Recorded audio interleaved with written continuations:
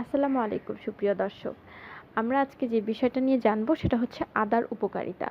আমরা আদা হচ্ছে খাবারে মসলা হিসেবে ব্যবহার করে থাকি রান্নার কাজে। এছাড়াও কিন্তু কাঁচা আদারও বেশ কিছু উপকারী ভূমিকা রয়েছে।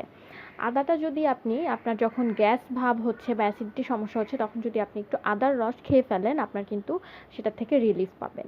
এছাড়াও কিন্তু যখন সর্দি, কাশি, গলা ব্যথা এরকম অসুবিধা দেখা দেয় আমরা কিন্তু আদা চা অথবা হচ্ছে আদার রস যেটা বা আদা কুচি সেটা খেয়ে কিন্তু ওখান থেকে কিছুটা স্বস্তি বোধ করে থাকি।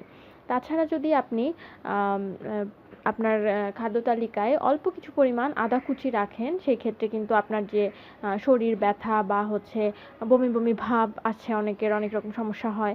হ্যাঁ, অ্যাসিডিটি রিলিফ বিভিন্ন কাজে কিন্তু আপনাকে হেল্প করবে।